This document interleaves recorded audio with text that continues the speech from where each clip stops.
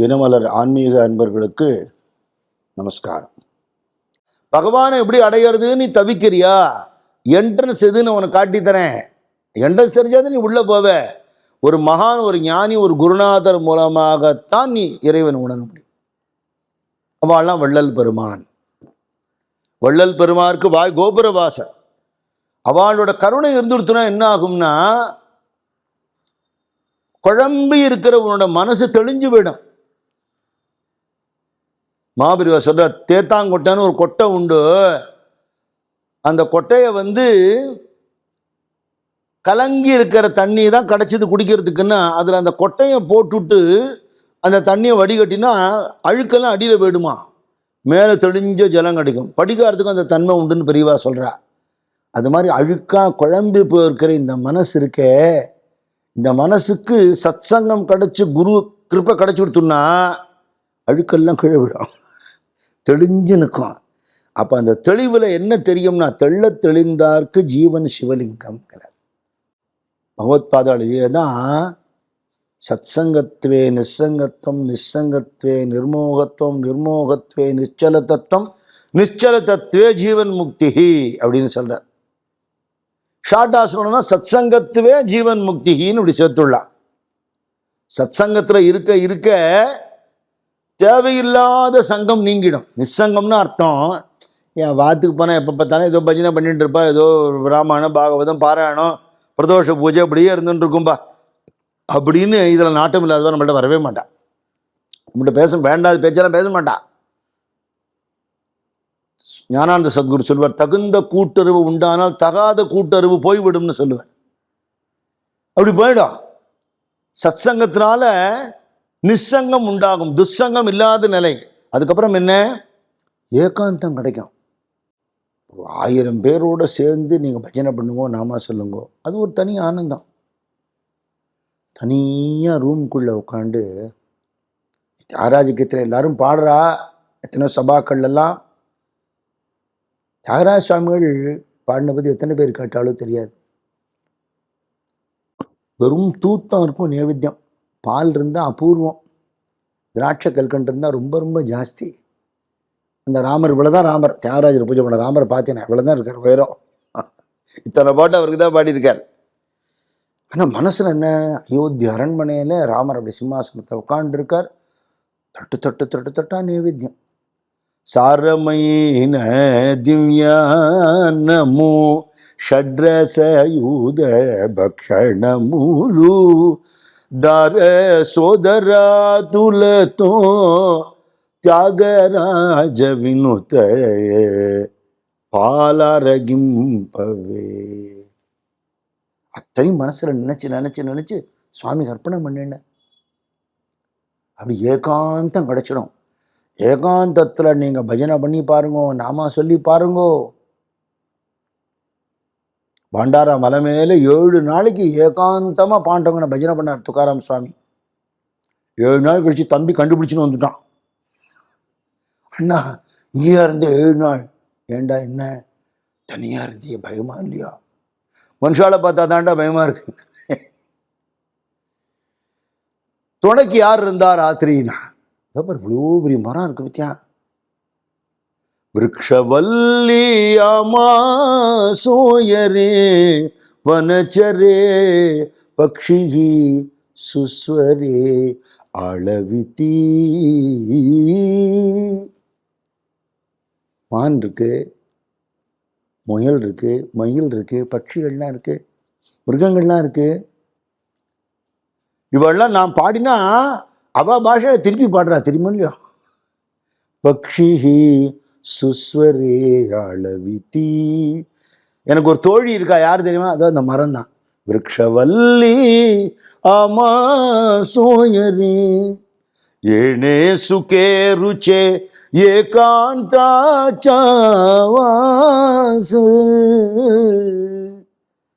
தனிமையில் இருந்து பாடுறா. தனிமை அது இனிமை, அனுபவிச்சாதான் தெரியும்.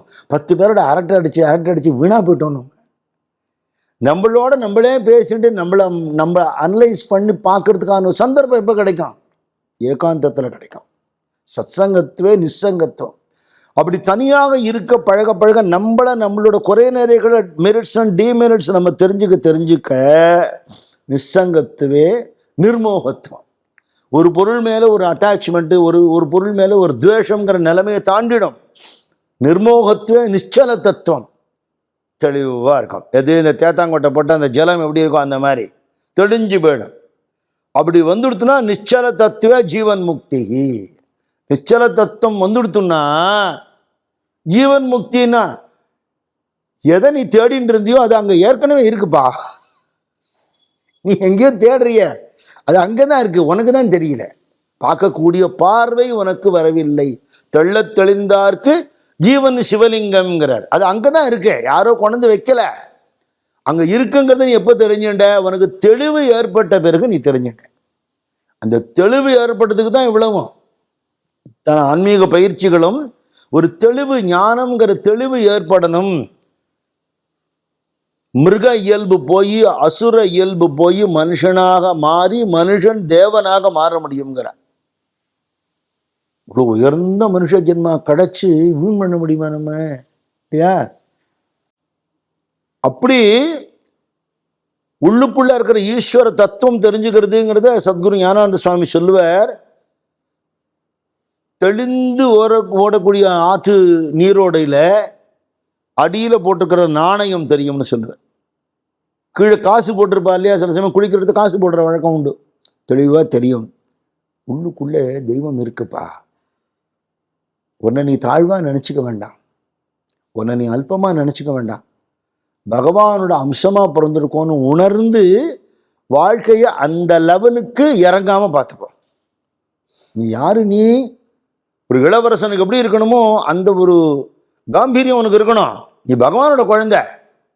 சுவாமி உன்னை படைச்சிருக்கார். இந்த உயர்ந்த மனுஷ ஜென்மா கொடுத்து இந்த பாரத தேசத்தில், இந்த தமிழகத்தில் உன்னை படைச்சிருக்கார்.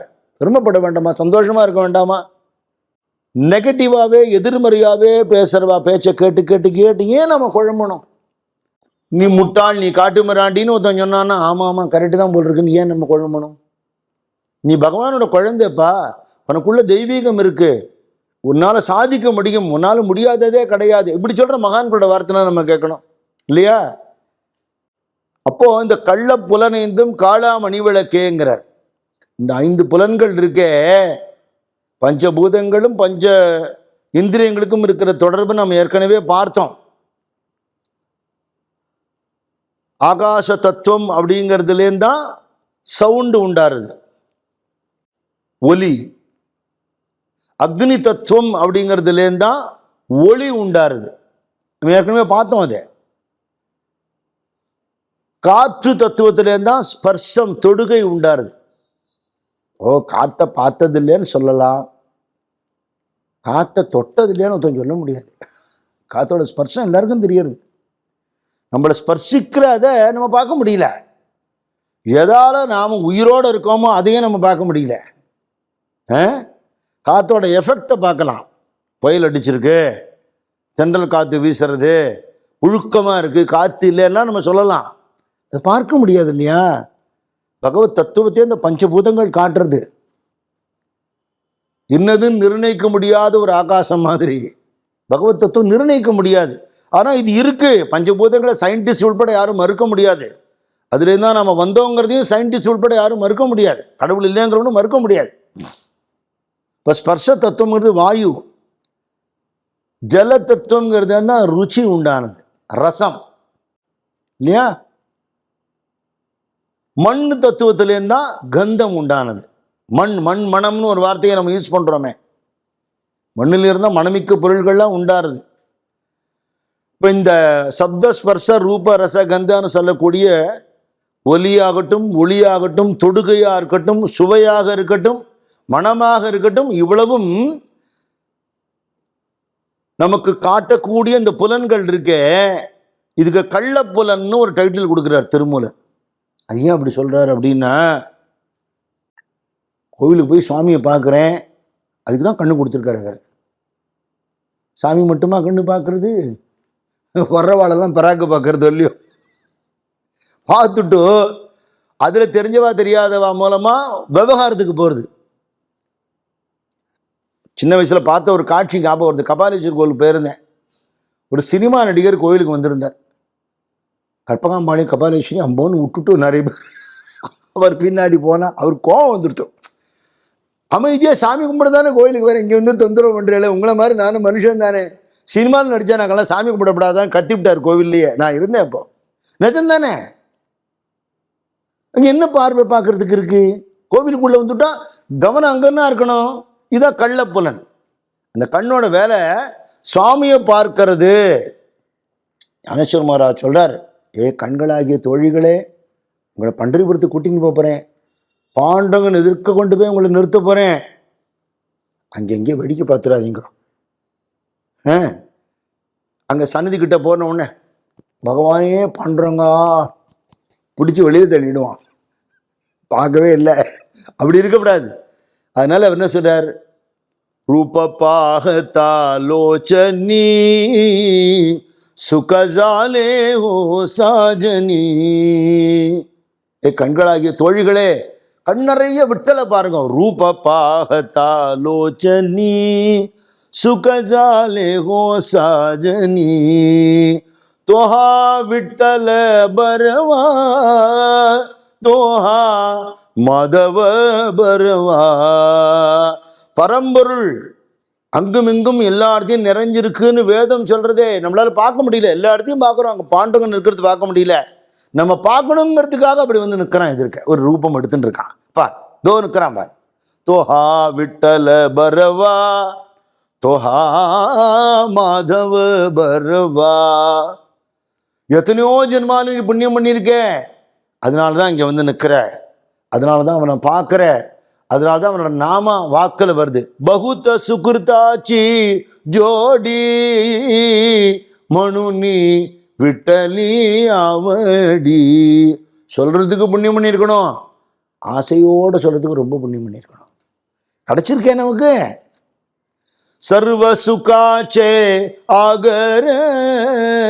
ஏதோ கடவுள்னு ஒதுங்கி போயிடாத. அவர் யாரு தெரியுமா? எல்லா விதமான இன்பங்களையும் தரக்கூடிய சுரங்கம் இந்த திருவடியில் இருக்கு. சர்வ சுகாச்சே ஆகர. நமக்கு ரொம்ப நெருக்கமானவர், அந்நியமானவர் இல்லை, நம்ம அப்பா, நம்ம அம்மா. பாப்பர குமா தேவி வர தோஹா விட்டல பரவா. திருப்பாணாழ்வார் கோவிலுக்குள்ளேயே போனதில்லை பாவம். அந்த காலத்து வழக்கப்படியே ஒரு கோயிலுக்குள்ளே விடமாட்டா. கோபுரத்தை பார்த்து பார்த்து ரங்கா ரங்கான்னு அழுவார். காவிரி கரையில் உட்காந்து அவரோட ஒரு மூங்கில்னால பண்ண ஏக்தார்னால பாடின்னு இருக்கார். லோகசாரங்க முனிவர் காவேரியில் ஸ்நானம் பண்ண வரார், பெருமாளுக்கு தீர்த்தம் எடுக்க வரார். வழியில் உட்காந்துன்னு இருக்கார். டே இடைஞ்சலாக உட்காந்துக்க, நகர்ந்து கோடா பானா பானான்னு கூப்பிட்டார். ஐயோ சமாதி நிலையில் பாடின்னு இருக்கு மகான், அதுக்கு தெரியல. எழுப்புறதுக்காக என்ன பண்ணார், பக்கத்தில் ஒரு சின்ன கல் இருந்தது, அதை எடுத்து அப்படி மேலே போடணும்னு பார்த்தா அது கொஞ்சம் வேகமாக விழுந்து நெத்தியில் போட்டு கொடுத்தோம், ரத்தம் வந்துடுத்து. சட்டுனி பார்த்தா லோகசாரங்க முனிவர் நிற்கிறார். சாமி மன்னிச்சுக்காங்கன்ட்டு ஓடி போயிடுச்சு. அவர் போய் தீர்த்தத்தை எடுத்து நேரம் பெருமாள் கோவிலுக்கு போகிறார். பெருமாள் நெத்தியில் ரத்தம் வருது. அதிரி போயிட்டார். எல்லாரும் பதற, அர்ச்சாவதார திருமேனியில் ரத்தம் வருதேன்னா. ஒரு விஷயம் நல்லா ஞாபகம் வச்சுக்கணும், பக்தி இருக்கிறவாளுக்கு அர்ச்சாவதாரம் பேசும். அன்பு இருந்தா, இது நான் இப்போ சொல்ற பாட்டு நிகழ்காலத்து திரைப்பட பாடல், ஆனால் அதில் ஒரு தத்துவம் இருக்கிறதுனால சொல்றேன். கண்ணிலே அன்பு இருந்தால் கல்லிலே தெய்வம் வரும் இல்லையா? அன்போட பார்த்தா சாமி ஏன் பேசாது? இந்த அன்புக்கு அங்க ரத்தம் கொட்டுறது. இவர் இங்கேருந்து போய் பதறிவிட்டார், எல்லாருக்கும் தெரியல, இவருக்கு தெரிஞ்சு போச்சு. பகவான் அசரீரி வாக்கு கொடுக்குறான், திருப்பாணாழ்வாரை தூக்கின்வான். லோகசாரங்க முனிவர் தோளில் தூக்கின்னு வர்றார். கருடாழ்வார் பெருமாளை தூக்கின்னு வர்ற மாதிரி லோகசாரங்கர் தூக்குறார். இவர் அச்சுச்சோ நான் உங்கள் மேலே கால் படனா ஏற மாட்டேங்கிறப்பா, பெருமாள் உத்தரவுப்பா, தயவு பண்ணி வாப்பா. அப்போ என் கண்ணனை கண்ட கண்கள் மற்றொன்றினை காணாவேன்னு பாடினார். அவர் கோவிலுக்குள்ளே போய் பாடினா முதல் பாட்டு அதுதான், கடைசி பாட்டு அதுதான். ஏன்னா அந்த பாட்டு முடிஞ்ச உடனே பெருமாள்கிட்ட போய் கலந்து விட்டார்னு திருப்பாணாழ்வார் சரித்திரம் சொல்கிறது இல்லையா? அப்போ இந்த புலன் எப்படி இருக்கணும்? இறைவனுக்கு பயன்படணும். கள்ளப்புலன் ஏன் சொல்கிறார் திருமூலர்? அதோடைய பிரயோஜனம் மாறி, அப்ப இறைவனை மட்டும் பாருன்னு அர்த்தம் இல்லை, உலகத்தை பார், உலகத்துக்குள்ள இறைவனை பார், ஒத்தொத்தருக்குள்ளேயும் தெய்வத்தை பார். அந்த கண்ணு எக்ஸ்ரேவா அதுக்கு பயன்பட்டுட்டோம். தாழ்ந்த விஷயங்களுக்கு போறது புலன்கள் தடுக்கணும், அதுதான் முக்கியம் இல்லையா? காதுல நல்ல இசை விழருது, நல்ல இசை மட்டும்தானா விழருது? ஏதோ காதுல விழருது, வேண்டாத கேட்க பிடிக்காத சப்தங்கள்லாம் விழருதே, காதுக்கு மூடி கிடையாதோ இல்லையோ, டக்குன்னு ஓடி போய்டுற, அந்த இடத்துல இருக்க மாட்டேங்கிற. வேண்டாத விஷயம் கேட்டுவிட்டா என்ன ஆகும்? கேட்ட விஷயத்துக்கு பின்னாடி மனசு போயிடும். மனசு இந்த விஷயங்கள் பின்னாடி ஓடி போயிடும். கோவிலில் பகவானுக்கு சாம்பிராணி போட்டிருக்கா, ஜம்முன்னு சுவாமி தரிசனம் கொடுக்குறார், பக்கத்து யாரோ நின்றுட்டு இருக்கா, அவள் ஒரு பெர்ஃப்யூம் போட்டுருக்கா, அந்த வாசனை மூக்குக்கு வருது. எந்த கடையில் வாங்கினா தெரியல, ரொம்ப நல்லா இருக்கே, விசாரிக்கணும்னு தோன்றது புத்தி. நீ வந்தது அதுக்கு தான் வந்தியா? இல்லையே, இல்லையா? கள்ள புலனைந்தும், இது 5 புலன்களும் தெய்வ நெறியில வாழறதுக்காக, நல்லவனாக வாழறதுக்காக, எல்லாருக்குள்ளேயும் தெய்வத்தை உணர்ந்து எல்லாருக்கும் நல்லது பண்றது, சேவை பண்றதுக்காக உனக்கு கொடுக்கப்பட்டிருக்கே தவிர துஷ்பிரயோகம் பண்றதுக்கு இல்லை. கள்ளப்புலனைந்தும் காளாமணி விளக்க. அப்படி யாரெல்லாம் அந்த கள்ளப்புலனுடைய தன்மையை புரிஞ்சுண்டு அதை நல்ல விதத்துல பயன்படுத்துறாளோ, உன்னை திசை திருப்ப வேண்டிய அந்த 5 புலன்களுமே 5 விளக்காக மாறிடும். 5 விளக்காக மாறி உள்ளுக்குள்ள இருக்கிற பகவானை உனக்கு காட்டும், உள்ளுக்குள்ள இருக்கிற தெய்வத்தையே உனக்கு உணர்த்தும். அப்படி ஒரு வாழ்க்கை வாழ முடியுமே. அப்படி வாழ்ந்ததுனால மகாபெரிவாளை பத்தி என்ன சொல்றா? நடமாடும் தெய்வம்னு சொல்றா. ஏன் அப்படி சொல்றா? தெய்வீக வாழ்க்கை வாழ முடியும்னு காட்டுறதுக்கு தானே அவள்லாம் வந்திருக்கா, இல்லையா? அப்படி வாழ்ந்து காட்டியிருக்காளே, அப்படி இருக்க முடியும்னு நமக்கு சொல்றா. அங்க இருக்கிற அதே சக்தி நமக்குள்ள இருக்கு. என்ன பண்ணணும்? நம்மை நாம் பண்படுத்தி கொள்ள வேண்டும், திருத்தி கொள்ள வேண்டும்.